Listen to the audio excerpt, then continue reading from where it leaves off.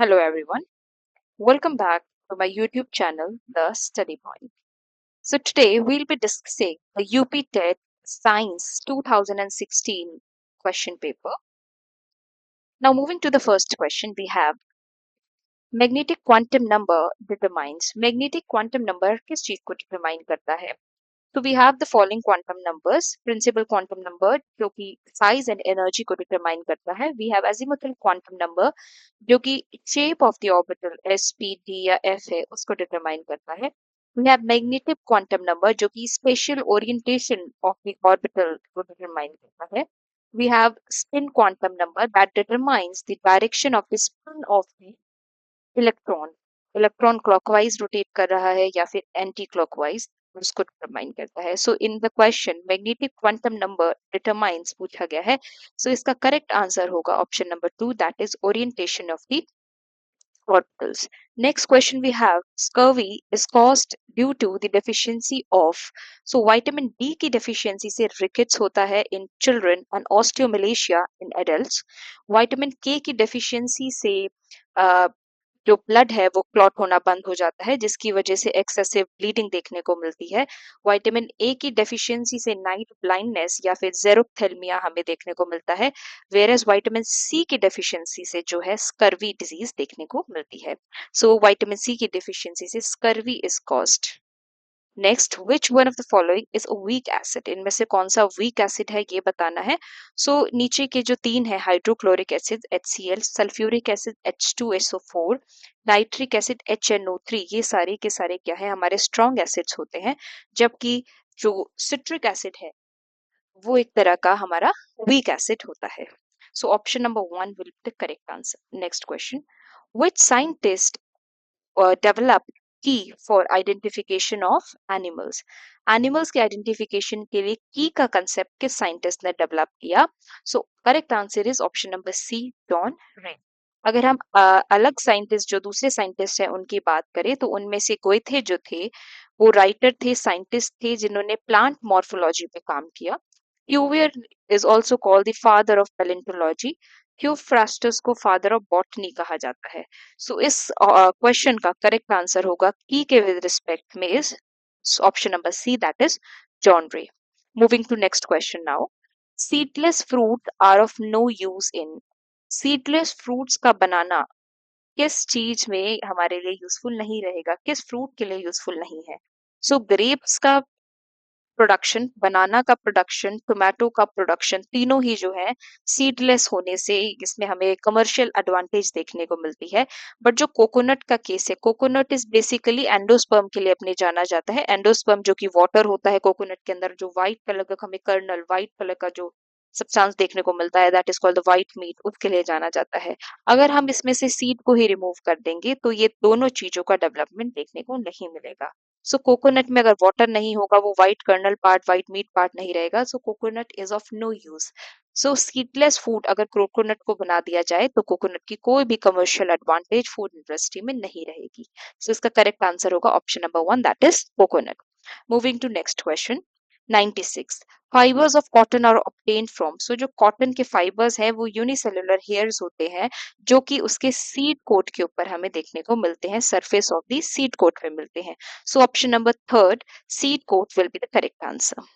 Next question, our next question is, silk is obtained from which stage of the silkworm? तो silk के जो fibres हैं हमारे पास, silk जो है वो हमारे पास प्यूपा स्टेज से एक्सट्रैक्ट किया जाता है. सो जो सिल्क वॉर्म जो होता है उसका जो लार्वा है उसको कैटरपिलर बोलते हैं. फिर कैटरपिलर अपने अराउंड जब ये प्यूपा में डेवलप करता है, अपने अराउंड एक कवरिंग, प्रोटेक्टिव कवरिंग बना लेता है जिसको कोकून बोल लेते हैं, राइट. और ये कोकून, कोकून जो है ये सिल्क की थ्रेड्स का बना होता है.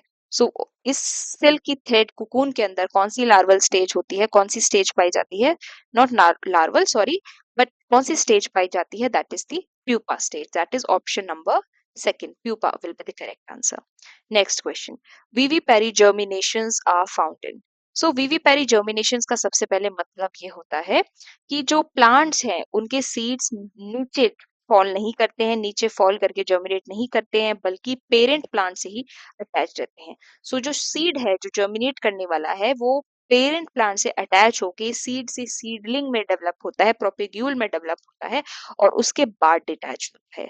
सो ये बेसिकली एक सर्वाइवल एडेप्टेशन है मैंग्रोव प्लांट्स की। मैंग्रोव प्लांट्स जो होते हैं वो सलीन और हमारे marshy oxygen poor anaerobic conditions में पाए जाते हैं और उनकी एक एडेप्टेशन है ताकि वो इस सॉइली ये जो हमारा सेलाइन सॉइल है इसमें ठीक से ग्रो कर पाए। सो इसका करेक्ट आंसर है option number C, that is mangrove plants की एक एडेप्टेशन है viviparous germination. Moving to next question, HIV mainly infects, तो HIV जो इन्फेक्ट करता है वो हेल्पर टी लिम्फोसाइट्स को करता है, हेल्पर टी सेल्स को करता है, जिनको CD4 प्लस सी सेल्स भी बोलते हैं। सो ऑप्शन नंबर 2 इसका करेक्ट आंसर होगा। Next question is Down syndrome is caused by, so Down syndrome is caused by the trisomy of the 21st chromosome. It is caused by the non-disjunction of the chromosome. So 21st chromosome की trisomy, option number 2 will be the correct answer. Next, which one of the following plants keeps its stomata open during the night and closed during the day? तो अपने stomata open रखते हैं night के दौरान और close रखते हैं during the day. सो ऐसे कौन से प्लांट्स है? ये होते हैं cactus plants. Cactus plants desert area में पाए जाते हैं और इनके अंदर क्रैसुलेशन एसिड मेटाबॉलिज्म नाम की साइकिल जो है, कैम्प पाथवे जो है, इनमें रन करता है। तो बेसिक पर्पस क्या होता है? वाटर लॉस को मिनिमाइज करने के लिए ये अपने जो स्टोमेटा है उनको दिन के दौरान तो बंद रखते हैं, जो कि रात है, रात को ये अपने स्टोमेटा को खोल देते हैं, जिससे कि ट्रांसपीरेशन का प्रोसेस, लाइट ट्रांसपीरेशन और गैसियस एक्सचेंज का जो प्रोसेस है वो रात के टाइम पे किया जाता है। तो option number 2 that is cactus will be the correct answer. Next question we have the following, which of the following equation represents yet shows the reaction of the photosynthesis? इनमें से कौन सी reaction photosynthesis को दर्शाती है? So option number 2 that is 6CO2 plus 12H2O gives C6H12O6 plus 6O2 plus 6H2O will be the correct answer. Now next question, the meaning of unification of teaching skills is? Unification, सारी teaching skills का unification क्या कहलाता है? What is it? So basically इसका मतलब होता है जब हम अपनी बेस्ट स्किल्स को, टीचिंग स्किल्स को एक पर्टिकुलर लेसन में दिखाने के लिए, एक लेसन को इफेक्टिव बनाने के लिए यूज में ले आते हैं क्लासरूम में, सो उसको बोलते हैं unification of teaching skills. Like questioning हो गया, एक्सप्लेनिंग, रेनफोर्समेंट, स्टिमुलस, जो आपका वेरिएशन है, उस सब चीजों को आप इंकलकेट करके आप जो टीचिंग करते हो एक पर्टिकुलर क्लास में, लेसन में, that is called the unification of teaching skills. So option number 2 that is to choose proper teaching skills in one lesson is the correct answer. Next, which of the following is not including in the effective aspect? तो ये सारे जो aspects हैं ये हमें Bloom taxonomy में देखने को मिलते हैं। ब्लूम टेक्सोनॉमी बात करती है cognitive effect and psychomotor domains के बारे में। सो अगर इफेक्टिव डोमेन्स के पार्ट्स देखें तो इसमें 5 लेवल्स होते हैं: receiving, responding, valuing, organisation, characterisation by value. जबकि जो कॉग्निटिव डोमेन होता है उसमें हमें एनालिसिस देखने को मिलता है। सो यहाँ पे एनालिसिस ही ऑड वन आउट है, बाकी के ऊपर 3 इफेक्टिव डोमेन में आते हैं और एनालिसिस जो है वो कॉग्निटिव डोमेन में आता है। सो यही एक ऑड ऑप्शन है इसमें। सो option number 4 will be the correct answer. Next question, the first thing which is considered in lesson plan is? Lesson plan बनाते वक्त सबसे पहले किस चीज को मेंशन किया जाता है? Objective of the lesson plan is mentioned at first. So option number 1 is the correct answer. The value of science for nature is, so the value of science is fundamentally the study of natural world. It seeks to understand the reality of natural phenomena, right? reality जानने के लिए जो है science का उपयोग किया जाता है। सो साइंस की वैल्यू क्या है? It is in reality. Next, the quality of creative students. तो क्रिएटिव स्टूडेंट्स में एंशियसनेस बहुत ज्यादा देखी जाती है, लैक ऑफ फ्लेक्सिबिलिटी तो गलत होगा, अनअवेयर अबाउट द प्रॉब्लम भी गलत है और लैक ऑफ इंटेलिजेंस भी गलत है। सो एंशियस, तो ऐसे स्टूडेंट्स, क्रिएटिव स्टूडेंट्स ज्यादातर कैसे देखने को मिलते हैं? दीज आर एंशियस, ये एंजाइटी ज्यादा शो करते हैं, सेंसिटिविटी थोड़ी ज्यादा शो करते हैं। So option number 2 will be the correct answer. Next, the change in temperature of a body is 50 degree Celsius. So the change in temperature in Kelvin, degree Celsius में जो change होता है वही kelvin में भी change होता है। सो जो डेल्टा टी की वैल्यू है, डेल्टा टी केल्विन का भी और डेल्टा टी डिग्री सेल्सियस का भी सेम होता है। अगर 50 डिग्री सेल्सियस का फर्क है तो अगर उसको केल्विन में बताना होगा तो that will also be 50 kelvin. So option number first 50 Kelvin will be the correct answer. Next question. Three wires of resistance 1 ohm, 2 ohm and 3 ohm respectively are connected in parallel. The equivalent resistance of the circuit is. So तीन wires हैं, उनकी resistance 1 ohm, 2 ohm and 3 ohm mention है. तीनों को connected किया है हमने parallel में. So R equivalent निकालेंगे formula से, parallel के formula से 1 upon R equivalent is equals to 1 upon R1 plus 1 upon R2 plus 1 upon R3. So जब आप इसको सॉल्व करेंगे सो R इक्विवेलेंट की वैल्यू हमारे पास क्या आएगी 6/11 ohm. Option number first. Next question की तरफ चलते हैं.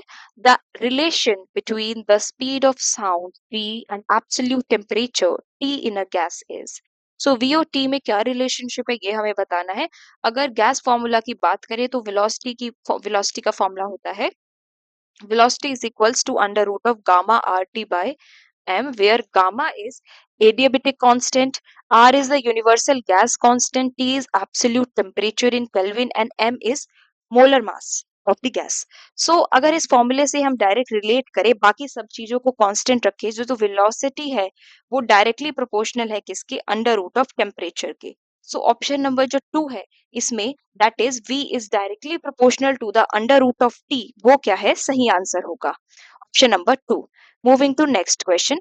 The total internal reflection is possible when light travels from. So TIR हमें कब देखने को मिलता है? TIR की कंडीशन होती है कि जो लाइट है वो कहाँ से ट्रैवल करे, डेंसर मीडियम से रेयरर मीडियम की ओर ट्रैवल करे, राइट. जिसका हाई रिफ्लेक्टिव इंडेक्स है उससे लो रिफ्लेक्टिव इंडेक्स की तरफ ट्रैवल करे तभी TIR देखने को मिलता है.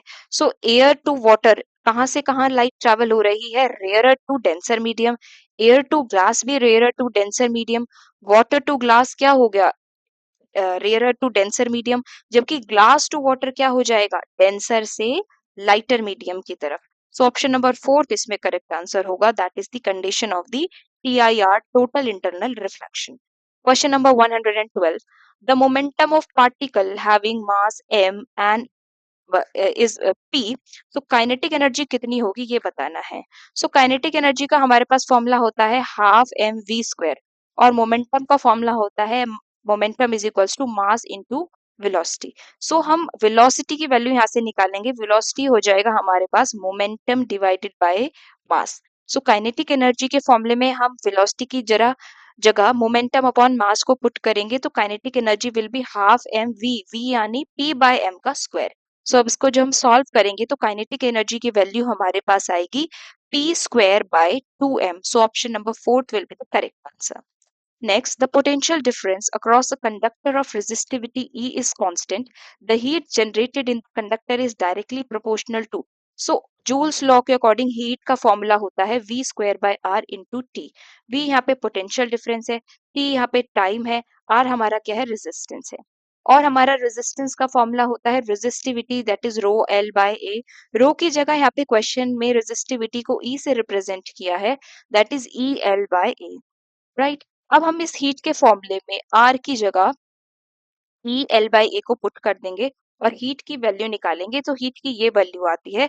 और हम इस क्वेश्चन में बाकी सबको अगर कांस्टेंट मान ले तो हीट हमारी इनवर्सली प्रोपोर्शनल है किसके भला, E के. So H is inversely proportional to E. That is option number 3 will be the correct answer.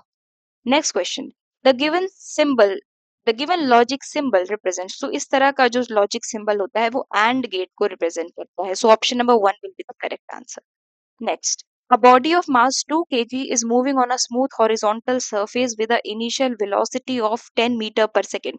एक 2 kg का ब्लॉक सरफेस पे रखा हुआ है, उसकी हॉरिजॉन्टल वेलोसिटी हमारे पास इनिशियल वेलोसिटी कितनी गिवन है, 10 मीटर पर सेकेंड. यानी हम इसको x से डिनोट कर सकते हैं, हॉरिजॉन्टल को x से डिनोट करेंगे, वर्टिकल को y से डिनोट करेंगे. इनिशियल वेलोसिटी है इसलिए इसको ux से रिप्रेजेंट करेंगे. हॉरिजॉन्टल डायरेक्शन में इनिशियल वेलोसिटी कितनी गिवन है, 10 मीटर पर second. Along the east, a uniform force of 10 Newton towards north is applied on the body. 10 Newton की फोर्स लग रही है नॉर्थ की डायरेक्शन में. सो फोर्स y डायरेक्शन में कितनी हो गई, 10 न्यूटन. एक कांस्टेंट फोर्स लग रही है. Now the final velocity of the body after 2 seconds, 2 seconds के बाद फाइनल वेलोसिटी कितनी होगी बॉडी की, ये पता करना है।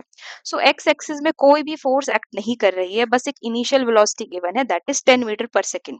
सो इस डायरेक्शन में हम कोई भी फोर्स को एज्यूम नहीं करेंगे, जो इनिशियल वेलोसिटी थी वही फाइनल वेलोसिटी रहेगी, तो वी एक्स की वैल्यू कितनी हो गई, 10 मीटर पर सेकेंड।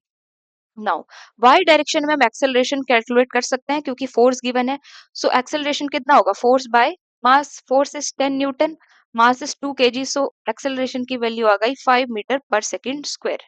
अब क्योंकि यहाँ पे इनिशियल बॉडी जो है वो फोर्स सिर्फ इस डायरेक्शन में लग रही थी, कोई भी वेलोसिटी वाई डायरेक्शन में नहीं थी, so initial velocity Y direction में 0 हो गई। अब फाइनल वेलोसिटी अगर वाई डायरेक्शन में निकाले तो हम फॉर्मूला लगाएंगे v is equals to U plus A T. U की वैल्यू 0 है, ए की वैल्यू हमने 5 कैलकुलेट की एंड टी की वैल्यू 2 सेकेंड्स है। सो हमारे पास फाइनल वेलोसिटी की वैल्यू आ जाएगी 10 मीटर पर सेकेंड। अब हम वेलोसिटी वेक्टर इस तरह से रिप्रेजेंट कर सकते हैं, velocity vector is V X I cap plus V Y J cap.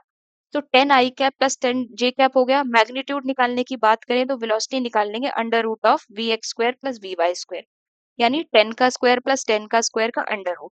10 का स्क्वायर इज 100 प्लस 10 का square is also 100, so 100 plus 100 is 200, under root of 200 is 10 root 2।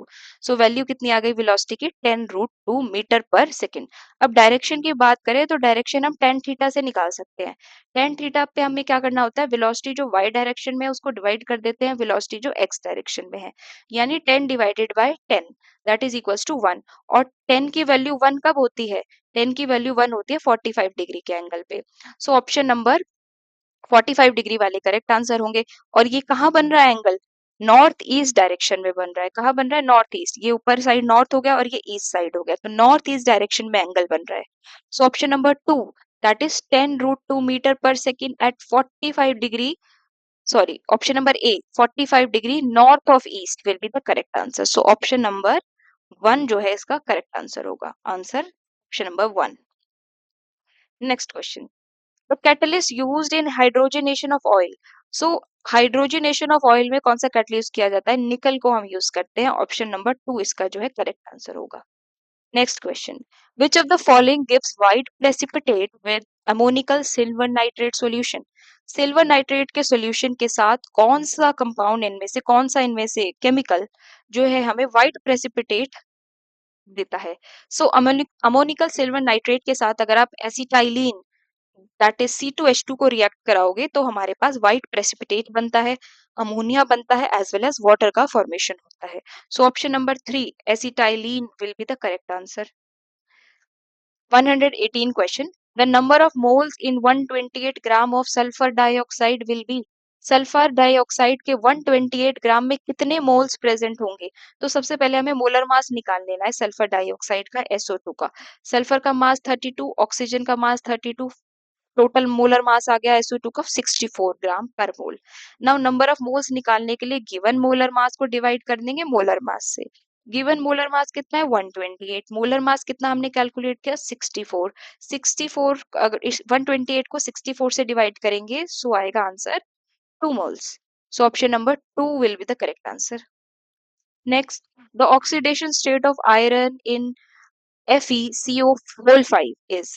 सो जो CO है हमारे पास कार्बन मोनोऑक्साइड, ये एक तरह का न्यूट्रल लाइगेंड होता है, तो ये जो कंपाउंड बनाता है वो पूरा का पूरा न्यूट्रल होता है। सो न्यूट्रल कंपाउंड के केस में आयरन पर जो चार्ज है वो कितना होता है, 0 प्रेजेंट है। कितना चार्ज प्रेजेंट है, 0। सो option number 1 will be the correct answer. Last question, compound responsible for temporary hardness of water. So hardness of water, water को हार्ड बनाने के लिए बेसिकली जो बाइकार्बोनेट आयंस होते हैं वो रिस्पॉन्सिबल होते हैं टेम्परेरी हार्डनेस के लिए। सो टेम्परेरी हार्डनेस के लिए बाइकार्बोनेट हार्ड रिस्पॉन्सिबल होते हैं एंड परमानेंट हार्डनेस वाटर की क्लोराइड, सल्फेट और कार्बोनेट जो आयंस है वो कॉज करते हैं। So in the question temporary hardness is asked, तो टेम्परेरी हार्डनेस के लिए कौन से आयन रिस्पॉन्सिबल होते हैं, bicarbonate ion. So option number 1 that is magnesium bicarbonate will be the correct answer. So that's all for today. Thank you for watching.